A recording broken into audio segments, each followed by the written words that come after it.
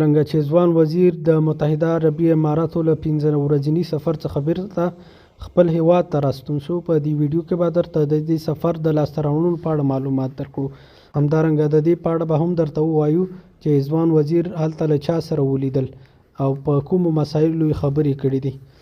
همدارنګه د ځوان وزیر د امریکا د ځانګړي استازي سره د لیدنې په اړه به هم درته معلومات وړاندې کړو. په همدې توګه ځینې لنډې ویډیوي صحنې به درته ولرو په دې ویډیو کې چې په هغې کې د ځوان وزیر سره د خلکو مینه څرګندېږي چې په متحده عربي اماراتو کې میشتو افغانانو او همدارنګه نورو مینوالو یې د ځوان وزیر سره څومره مینه درلودله. د ویډیو په یو برخه کې به همدارنګه د معتصم اغاجان سره د ځوان وزیر د لیدنې په اړه هم معلومات درکړو. دا چې معتصم اغاجان په تیر کې څه وظیفه درلودله او څنګه له صف څخه ویستل شوی و. هیله ده د ویډیو تر پایه را سره پاتې شئ. مننه. په هر صورت دلته زموږ سفر د افغانستان د ګټو لپاره دی.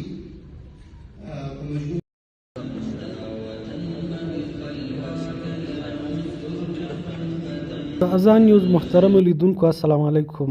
د هیواد ځوان وزیر دفاع مولوي محمد یعقوب مجاهد د اماراتو د 15 ورځني سفر څخه وروسته خپل هیواد ته راګرځېدلی.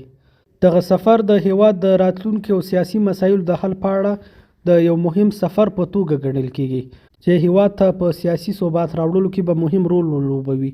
په دې سفر کې د ځوان وزیر دفاع څخه پرته انس حقانی او ځینې نور مهم چارواکي شامل وو چې د دې سفر په جریان کې مهم مجلسونه وکړل. د دفاع وزارت د بهرنیو اړیکو رئیس عمر افغاني پر خپل ټویټر پاڼه لیکلي دي چې د عربي اماراتو سفر ټول د افغانستان لپاره له عاجلو زیرو څخه ډک و. هیله لرو چې ډیر ژر به هیوادوال په خپلو سترګو ویني او هغه عاجل به هم پر خپل وخت سره په نتیجې ته په رسېدو سره ګران ملت ته عیان او ښکاره شي. د هیواد ځوان وزیر دفاع مولوي محمد یعقوب مجاهد په دغه سفر کې د امریکا له ځانګړي استازي ټام ویس سره هم لیدنه کړې ده. همدارنګه مولوي محمد یعقوب مجاهد په دغه سفر کې د عربي متحده اماراتو له امیر سره هم کتلي دي او د دې څخه بغیر د دوبۍ له امیر سره هم کتلي دي. همدارنګه ځوان وزیر دفاع په دوبۍ کې د افغان تجارانو یو غونډې ته وینا وکړله چې په دغه غونډه کې د ترڅنګ ښاغلي انس حقانی او ځینې نورو میلمنو هم ګډون کړی ویناوې وکړې. مولوي محمد یعقوب مجاهد د خپل دغه سفر په اړه وایي چې په دغه سفر کې د دوبۍ له محترم امیر او همدارنګه د عربي متحده اماراتو له امیر سره هم کتلي دي. ښاغلی مولوي محمد یعقوب مجاهد وایي چې دغه لیدنې یې د هیواد د ګټو دپاره وي. ښاغلی مولوي محمد یعقوب مجاهد د دې لیدنو په اړه وایي په هر صورت دلته زموږ سفر د افغانستان د ګټو لپاره دی. په مجموع کې زموږ ملاقاتونه د نورو مشرانو سره د اماراتو د محترم رئیس الدوله یا امیر شیخ محمد بن زاید او د دوبۍ د امیر او حاکم شیخ محمد بن راشد دوی سره ښه ملاقاتونه وشوله. د ورورګلوۍ په فضا کې ډېر ښه مجلسونه وشوه.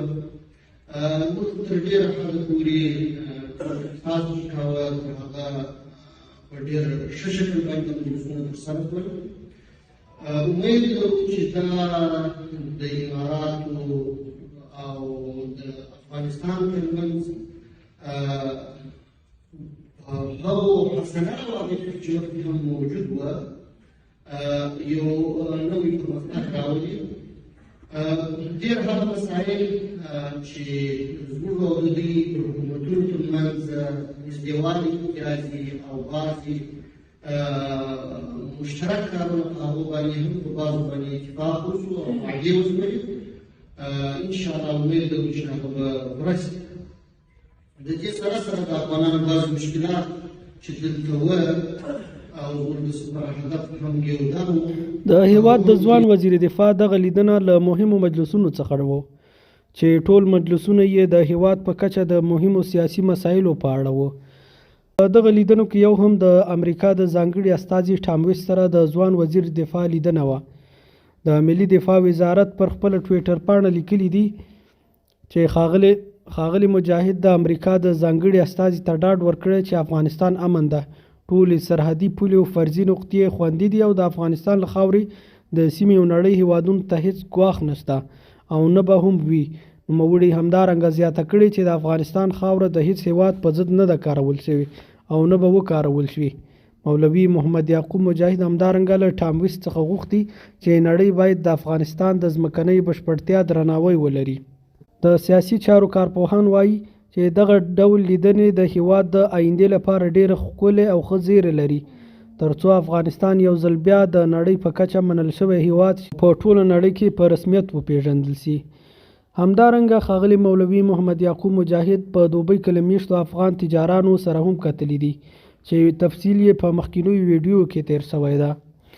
د ځوان وزیر دغه سفر د میډیا د سرټکو څخه و. همدارنګه په دوبۍ کې میشتو افغانانو او د مولوي محمد یعقوب مجاهد نورو مینوالو د هغه ډیر احترام کړی ده. ځینې نمونې درته دلته وړاندې کوو. السلام علیکم ورحمت الله وبرکاته. قدرمنو لیدونکو، دا د متحده عربي اماراتو یو لوړپوړي چارواکي چې د افغانستان د اسلامي امارت د ځوان دفاع وزیر ملا یعقوب مجاهد تصویر په خپل موټر باندې لګولی دی. یقیني چې ښایسته تصویر دی. نو دینه معلومیږي چې په متحده عربي اماراتو کې هم داسې ځوانان شته چې د افغانستان ځوان دفاع وزیر د ملا محمد یعقوب مجاهد سره د زړه له تله مینه لري. ماشاءالله تبارک الله. او دا کار په ځان باندې لازم وګورو. واخر دعوانا الحمدلله رب العالمین.